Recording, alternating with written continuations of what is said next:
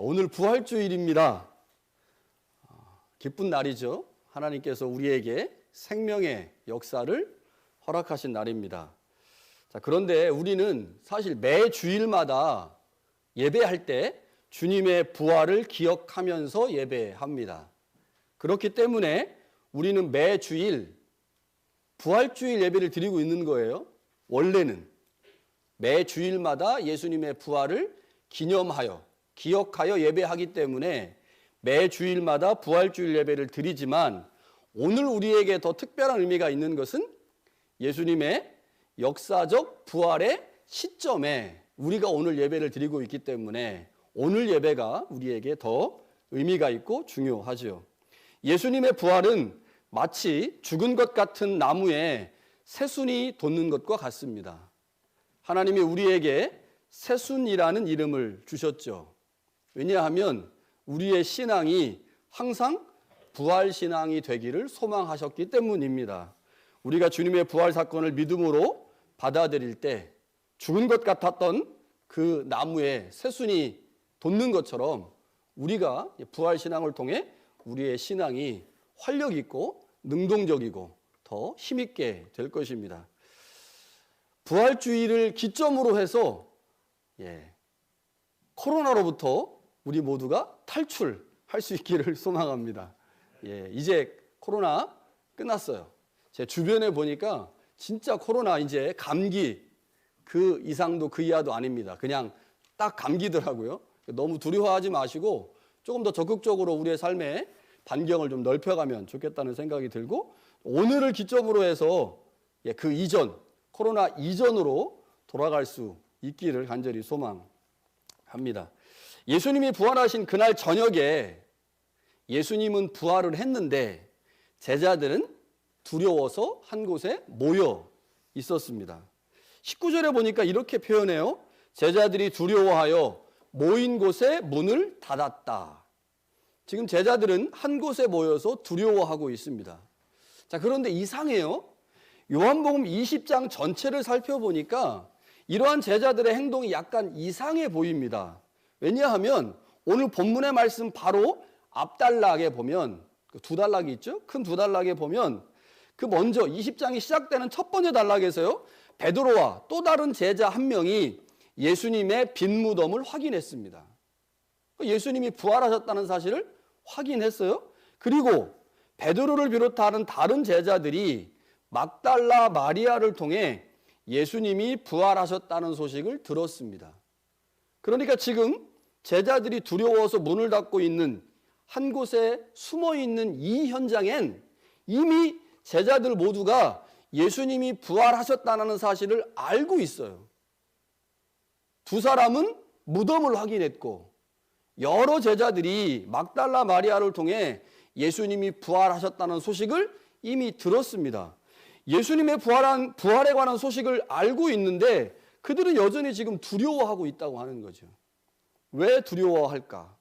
주님의 부활 소식을 듣고도 이들은 왜 두려움에 사로잡혀 있을까요? 아마 어떤 제자들은 사람이 죽었다가 살아나는 일이 이건 일어날 수 없는 일이기 때문에 자기 눈으로 확인 못해서 빈 무덤이 있고 또 마리아를 통해서 예수님이 부활하셨다. 마리아가 부활하신 예수님을 만났다고 해도 나는 도대체 그것을 믿을 수가 없어 라고 말하는 제자가 있었겠죠. 그런데 오늘 본문은 그 이유를 본문에 기록하지 않고 제자들이 왜 두려워서 한 곳에 모여 있는지 그 이유를 이렇게 설명합니다. 유대인들 때문이라. 유대인들 때문이라. 자, 요한복음에서 유대인이 도대체 무엇을 의미하는지를 좀 생각해 보아야 하는데요.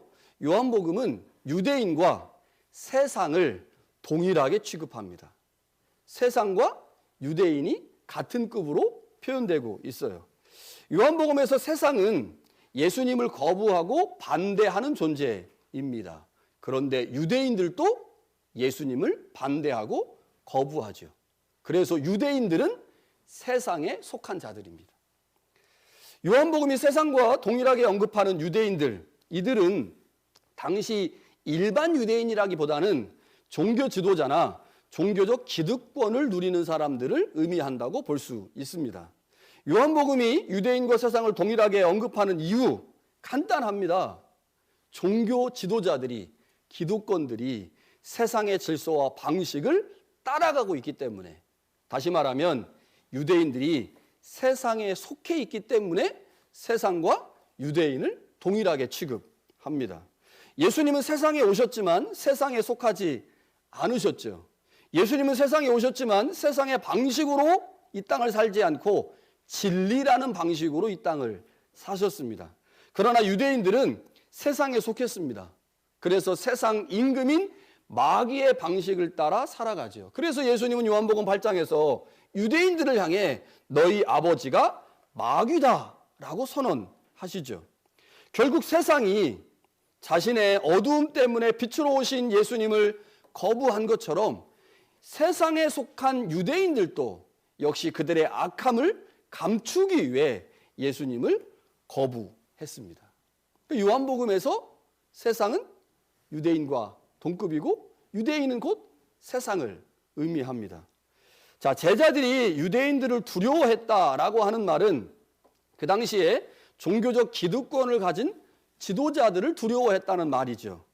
왜 종교적 지도자들을 이 제자들이 두려워할 수밖에 없었을까요? 이 시점이 제자들이 예수님의 부활 소식을 듣고 난 이유라는 것을 잘 기억해야 됩니다. 지금 제자들이 예수님의 부활 사실을 모르고 있는 게 아닙니다. 알고 있어요. 들었어요. 빈 무덤을 확인했고 막달라 마리아를 통해서 예수님의 부활 소식을 들었음에도 불구하고 제자들은 여전히 두려워하고 있습니다. 유대인들을 두려워하고 있어요. 사실 유대 지도자들은 예수님이 부활할 거라는 것을 전혀 예상하지 못했죠. 죽었다가 사람이 살아나는 적이 없으니 예상을 못했을 겁니다. 그런데 유대 종교 지도자들이 예수님의 시체가 없어진 것을 알게 되면 당연히 그 이유를 제자들에게 돌릴 것이죠. 제자들이 예수님의 시체를 훔쳐갔다고 생각을 할 거니까요.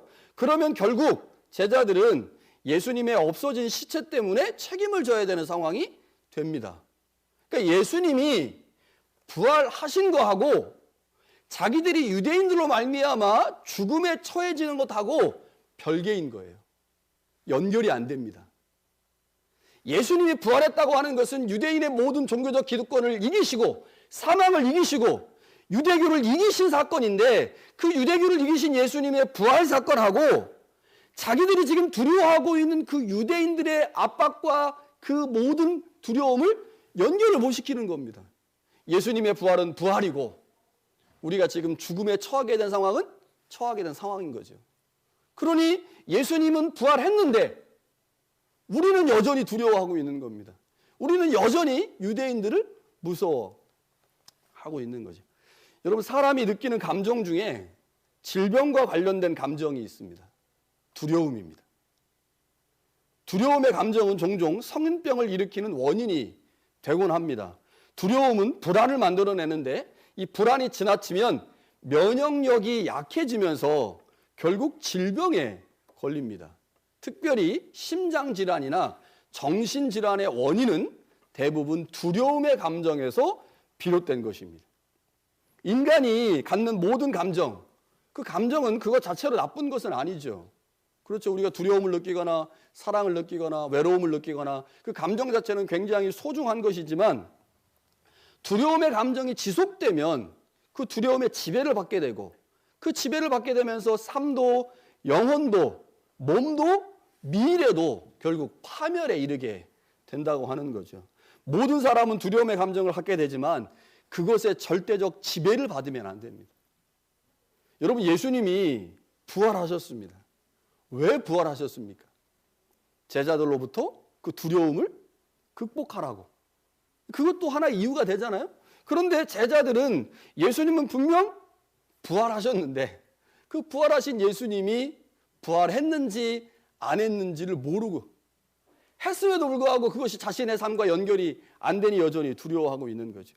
여러분, 제자들의 가장 큰 문제는 예수님의 부활과 자신들의 문제를 연결시키지 못하고 있는 겁니다. 주님의 부활은 주님의 부활이고 우리의 삶은 우리의 삶이라고 생각하는 거죠. 여러분, 현대 그리스도인들이 겪고 있는 가장 큰 문제 중에 하나입니다. 예수님은 능력이 있는데 우리는 능력이 없어요. 예수님은 생명인데 우리는 매일 삶의 현장에서 좌절과 낙심을 경험하고 있어요. 그러니까 예수님의 모습과 우리의 삶의 괴리가 너무 큰 게 문제죠. 주님의 부활이 우리의 삶의 자리에 영향을 미치지 못하는 게 제자들의 문제고 오늘 우리의 문제입니다. 사실 예수님이 죽음을 이기시고 부활하셨다면 제자들의 걱정은 한순간에 사라져야 하죠.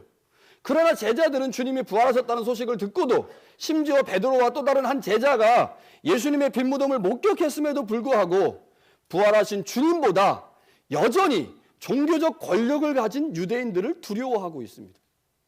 제자들은 세상에 권력을 가진 그들을 여전히 두려워하여 그들이 우리의 목숨을 빼앗아 가면 어떻게 할까를 고민하고 있는 거죠. 그래서 한 곳에 모여서 문을 닫고 있습니다. 지금 제자들은 주님의 부활의 의미가 무엇인지를 제대로 인식하지 못하고 있어요. 예수님이 부활했다라고 하는 말의 의미가 정확하게 무엇인지를 모르니까 주님은 부활했는데 우리는 여전히 두려움 가운데 빠져 있다는 거죠. 주님의 부활이 제자의 삶의 문제를 해결할 수 있는데 할 수 있다고 생각을 못하는 겁니다. 주님이 부활하셨다고 하는 것은 세상의 권력을 가진 유대 종교주의자들과 그들의 배후에 존재하고 있는 모든 마귀의 세력으로부터 승리하신 거죠. 그래서 부활하신 주님을 믿으면, 그 부활하신 주님을 붙들고 있으면 유대인들로부터 그리고 마귀로부터 제자들을 주님께서 보호하십니다. 그런데 그 보호하심을 모르는 거예요. 부활의 의미가 제대로 무엇인지를 모르니까 제자들은 그 점을 인식하지 못하고 있습니다. 지금 제자들은 부활하신 주님이 그들의 문제의 궁극적인 해결자가 되신다는 사실을 모르고 있어요. 그래서 주님의 부활은 부활이고 우리의 삶은 삶이고, 그래서 여전히 주님이 부활하셨음에도 불구하고 두려움과 불신의 모습을 보이고 있습니다. 여러분, 지금 제자들이 해야 할 일이 무엇이겠습니까? 유대인들을 무서워하지 않고 주님이 부활하셨다는 사실을 믿는 겁니다. 믿어서 그 주님의 부활이 우리의 삶의 자리까지 내려오게 만들어야 돼요. 지금은 주님의 부활과 우리의 삶이 지금 분리되어 있거든요. 격리되어 있어요. 주님의 부활이 우리의 삶의 자리까지 내려오게 만들어야 돼요. 이게 지금 제자들이 할 일입니다. 그렇게 하려면 반드시 제자들이 해야 되는 게 있어요. 주님의 말씀을 기억하는 겁니다. 이게 왜 중요하냐? 여러분, 주님께서 제자들에게요, 요한복음 13장, 14장, 15장, 16장을 보면 여러 차례 내가 영광을 받은 후에 아버지께로 가겠다라는 말씀을 여러 차례 하십니다. 이게 무엇을 의미합니까? 부활하겠다는 말이거든요. 내가 부활하여 아버지께로 가겠다라는 말을 여러 차례 하세요. 13장 3절에 보면요, 또 자기가 하나님께로부터 오셨다가 하나님께로 돌아갈 것을 아시고 라고 표현합니다. 14장 2절에는요, 내가 아버지 집에 거할 곳이 많도다. 그렇지 아니하면 너희에게 일렀으리라. 내가 너희를 위하여 거처를 예비하러 아버지께로 가겠다. 이렇게 표현해요. 16장 5절에는요, 내가 나를 보내신 아버지에게로 간다. 16장 28절에는요, 내가 아버지에게로서 와서 세상에 왔고 다시 세상을 떠나 아버지께로 간다. 이렇게 말씀합니다. 더 중요한 것, 주님께서 부활하셨어요. 부활하시고 나서 마리아를 만납니다. 막달라 마리아를 만나는데 그 막달라 마리아에게 한 가지 부탁을 하세요. 사명을 주십니다. 그것은 제자들에게 가서 이 말을 꼭 좀 전해줘. 이 말을 꼭 좀 전해줘. 그게 뭐냐면요, 너는 내 형제들에게 가서 이르되 내가 내 아버지 곧 너희 아버지, 내 하나님 곧 너희 하나님께로 올라간다라고 가서 전해줘라. 이렇게 말합니다. 무엇을 의미합니까? 주님이 죽으시기 전에요, 제자들에게 여러 차례 내가 영광을 받은 후에, 내가 부활한 후에 아버지께로 갈 거야 라고 주님의 부활에 관한 말씀들을 여러 차례 하셨어요. 심지어 막달라 마리아, 주님의 부활을 목격한 막달라 마리아에게 사명으로 주신 것이 내 형제들에게 가서 내가 아버지께로 간다고 전해줘라, 내가 부활했다고 전해줘라. 그 말을 내 제자들이 기억한다면 나의 부활을 믿을 것이다 라고 말씀하셨습니다. 주님은 죽으시기 전에 제자들에게 부활에 관한 말씀을 하셨고, 그 말씀을 수차례 하신 후에 부활하신 후에 마리아를 통해 그것을 확증하셨습니다. 그러나 지금 문 닫고 문에 갇혀있는 방에 갇혀있는 제자들은 그 주님의 말씀을 기억하지 못하고 있어요. 여러분 이거 기억해야 됩니다. 여러분 주님 부활하셨다는 사실을 모르는 사람이 있어요? 우리 중에?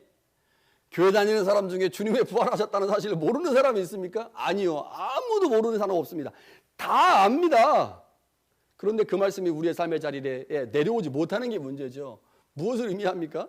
주님의 말씀이 내 머릿속에 내 마음속에 기억되고 그 기억된 말씀이 내 삶을 움직여야 하는데 주님의 말씀은 말씀이고 나는 나고 주님의 부활은 부활이고 나는 나고 이렇게 되니 주님이 부활하셨어도 주님이 우리 가운데 그렇게 많은 부활의 말씀을 주셨어도 그 말씀이 우리를 움직이지 못하게 만든다는 거죠.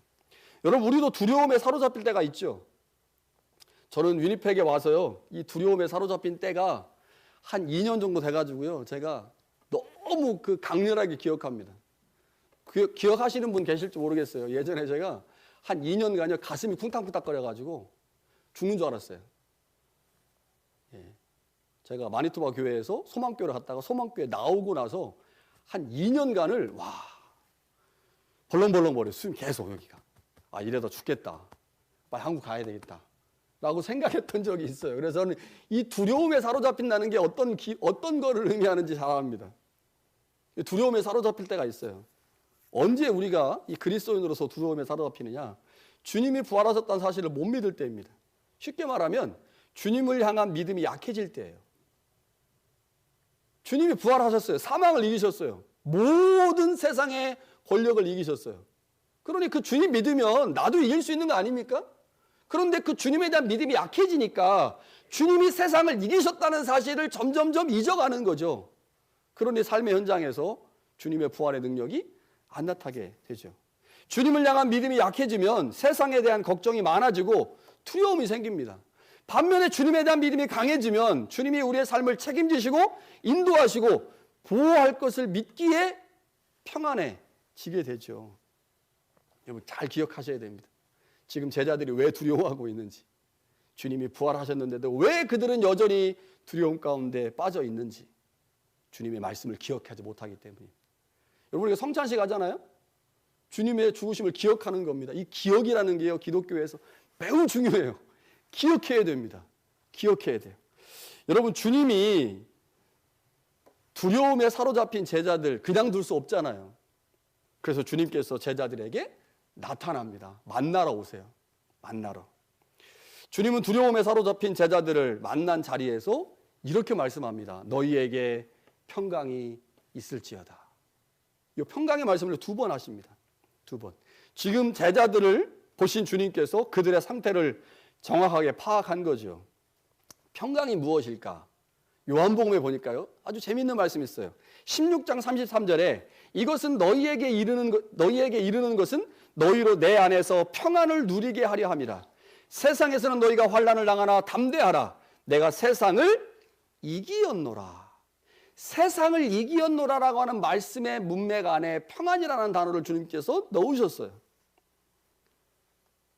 주님께서 제자들에게 지금 평안해라 라고 말씀하시죠. 이것은 주님께서 부활의 능력으로 세상을 이기셨으니 그 세상으로부터 오는 유대인들로부터 오는 모든 두려움에서 벗어나야 한다라고 말씀한 게 평안해라 라는 말씀의 의미이죠. 이제 제자들은 더 이상 두려워할 필요가 없습니다. 주님이 세상을 이기셨기 때문이에요. 그 주님만 붙들면 됩니다. 이제 주님만 잘 믿으면 돼요. 그러면 주님이 세상을 이긴 것처럼 우리도 세상을 이기고 그래서 세상으로부터 오는 그 어떤 것으로도 두려워하지 않을 수 있습니다. 관건은 믿음입니다. 여러분 그런데 이 믿음이라는 게 잘 안 생겨요. 그냥 말씀만 주일 예배 한번 들었는데 막 듣고 나니까 믿음이 그냥 팍팍 들어가지고 막 얼마나 좋겠습니까? 정훈주 집사님 그렇죠? 설교를 듣고 말씀을 읽고 기도를 하고 막 하나님 저 믿음 주세요라고 해도 믿음 잘 안 생기거든요. 그런데 주님께서 오늘 뭐라고 말씀하시면요, 아버지께서 나를 보내신 것 같이 나도 너희를 보낸다. 그 주님이 두려움 가운데 있는 제자들에게 오셔서 평안해라. 내가 세상을 이겼으니 너희도 이제 이길 것이다. 그래서 너희가 나에 대한 믿음을 가지고 나아가면 내가 한 것처럼 너희도 할 것이다. 그러니 내가 너희를 보낸다. 그 보낸다라고 말씀하시면서 주님께서 제자들에게 숨을 내쉬면서 성령을 받아라 라고 말씀하시죠. 여러분, 믿음은 성령을 통해 주어지는 겁니다. 여러분, 내가 아무리 믿고 싶어도 안 믿어요. 제가 이 믿음 얘기하면 꼭 저희 돌아가신 큰아버지가 생각이 나요. 큰아버지께서 몇 년 전에 돌아가셨는데, 이 큰아버지께서 이제 아버지하고 이제 12살 차이예요. 저희 아버지하고. 나이 차이가 좀 있으신데, 그러니까 이제 저희 아버지 입장에서는 이제 아버지 같은, 큰아버지가 아버지 같은 그런 분이셨어요. 그 위에 큰아버지는 24살 차이였어요. 저희 아버지하고. 같은 집에 살았어요. 그리고 심지어, 저희 아버지의 조카, 그 제일 큰아버지가 낳은 딸이 저희 아버지보다 3살이 많았어요. 그러니까 큰아버지가 한 21살쯤에 결혼한 거죠. 그래가지고 그 대식구가, 그래서 아버지는 조카가 3살 많은 조카, 동갑인 조카, 3살 적은 조카랑 이제 같은 집에 사셨는데, 그 큰아버지, 그 둘째 큰아버지죠. 맨 위 큰아버지 일찍 돌아가시고, 근데 둘째 큰아버지가 평생 믿고 싶은데 안 믿어져가지고 고생을 엄청 하셨습니다. 안 믿어져가지고. 그래서 저희 아버지랑 뭐 논쟁도 많이 하시고 굉장히 힘들게 하시다가 이제 돌아가실 때쯤에는 이제 믿으시고 또 세례까지 받으시고 이제 이렇게 돌아가셨는데, 여러분, 안 믿어집니다. 잘. 믿어지는 게 쉽지가 않아요. 그래서 믿어지는 건 은혜입니다. 주님이 나를 위해 돌아가셨다는 게 믿어지는 게 은혜예요. 주님이 나를 위해 죽으셨다가 살아나신 거 믿어지는 거 은혜입니다. 그래서 그게 믿어지면 그냥 우리는 은혜 받은 자예요. 할렐루야. 이것만으로도 우리는 정말 은혜 받은 겁니다. 그런데 주님이 제자들에게 내가 너희를 보낸다. 그래서 내가 세상에서 행한 것보다 더 큰 일을 너희들이 행할 것이다. 그런데 그 일을 행하려면 반드시 우리를 도우시고 우리를 지지하시는 분의 역사가 있어야 한다는 거죠. 그게 누구십니까? 그 성령이에요. 그래서 22절에 주님께서 제자들을 향하여 숨을 내쉬며 성령을 받아라 라고 말씀하시죠. 이제 주님께서 제자들에게 보내주신 그 성령은 제자들이 사역하는 현장에서 주님의 부활의 의미를 분명하게 드러낼 것이고, 주님의 부활의 능력이 생명으로 역사하도록 만드실 겁니다. 그런데 여기 중요한 표현이 있어요. 23절에 주님께서 너희에게 성령을 보내준다, 성령을 받아라라고 말씀하면서 너희가 누구의 죄든지 사하면 사하여질 것이요 누구의 죄든지 그대로 두면 그대로 있으리라, 이렇게 얘기해요. 굉장한 말씀입니다. 주님 안에 일하시는 성령께서 이제 제자들 안에 일하잖아요. 그래서 제자들 안에서 일하시는 그 성령으로 말미암아 사역하는 제자들의 사역은 이 땅에서 행하신 예수님의 사역과 똑같다는 겁니다. 여러분, 예수님이 이 땅에서 무슨 일 하셨어요?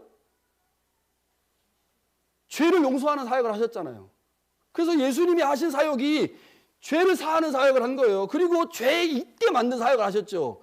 유대인들과 종교 지도자들을 향해서 그들을 죄인이라고 말씀하셨고, 죄인이라고 불리는 사람들을 향하여 그들에게 의인이라고 말씀하셨어요. 이게 예수님의 사역이었습니다. 그런데 그 사역을 제자들이 똑같이 할 거라고 말씀합니다. 무엇 때문에 가능합니까? 성령 때문에 가능해요. 성령 때문에. 제자들 안에 일하시는 그 성령이 주님 안에 일하셨던 성령과 동일한 성령이시기에 이제 부활의 증인으로 세워지기를 소망하여 주님이 말씀하신 성령을 받아들이고 그 성령의 인도를 받으면 이제 주님이 하셨던 그 놀라운 사역을 제자들이 그들의 삶의 자리에서 똑같이 행하게 될 것이다. 이게 바로 부활의 능력이다. 그러니 주님을 의지하는 만큼 성령을 의지하고 주님을 향하여 기도하는 만큼 성령의 충만함을 위해서 기도해야 된다고 말씀하시는 거죠. 여러분, 우리는 부활의 증인입니다. 우리가 증거해야 될 주님의 부활은 세상의 질서를 거스르는 일입니다. 부활 자체가 그런 거예요. 세상의 법칙과 완전히 상반되는 거잖아요. 그래서 우리가 부활의 증인이 된다라고 하는 말은 우리는 세상의 가치관과 질서에 도전한다라는 말입니다. 그게 그리스도인들입니다. 우리는 부활을 믿기 때문에, 부활의 증인이기 때문에 우리는 세상 사람들이 순응하고 따라가는 돈과 명예에 도전합니다. 우리는 세상에 살지만 세상의 방식을 따르지 않고 그 안에서 주님의 방식을 추구합니다. 우리는 믿음으로 이 땅을 살아갑니다. 우리는 주님이 보내주신 성령의 인도하심과 충만하심을 따라 주님이 하셨던 그 사역을 삶의 자리에서 재현하면서 살아갑니다. 이게 부활의 증인의 삶이죠.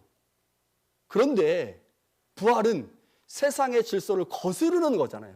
우리가 주님의 부활의 증인이 된다고 하는 것은 우리도 역시 세상의 방식과 질서를 거스르는 거잖아요. 그래서 진짜 그리스도인으로 이 땅을 살기가 쉽지가 않습니다. 만만치가 않은 거예요. 사람들은 다 돈 따라가는데 나는 돈 안 따라가야 되거든. 얼마나 힘들어요. 사람들은 다 토론토가 좋다고 토론토로 막 가는데 나는 여전히 위니펙이 좋아. 얼마나 어렵습니까? 어려워요, 이거. 그 박우석 선교사님한테 위니펙 사시라고는 얼마나 어렵겠습니까? 니카라구아에서 30년을 살아도 내가 위니펙에서 1년 못 산다 이렇게 생각하실 거예요. 위니펙 쉽지 않습니다, 살기. 그런데 우리 여기 살잖아요. 세상 사람들의 방식과 다른 방식으로 삶을 살아갑니다. 그래서 우리에게 성령이 필요한 거죠. 세상의 방식을 거스르고 세상의 방식을 따르지 않고 오직 주님이 말씀하신 진리의 방식으로 이 땅을 살아가기 위해선, 부활의 증인으로 이 땅에 세워지기 위해선 반드시 우리 안에 주님께서 보내주신 성령이 일해야 하죠. 여러분, 성령의 역사하심은 주님의 말씀을 기억하는 현장에 나타납니다. 주님의 말씀이 기억되는 현장. 여러분, 우리가 성찬할 거예요. 성찬이 뭡니까? 주님의 죽으심을 기억하는 겁니다. 주님의 죽으심을 기억하는 그 현장에 성령이 일하십니다.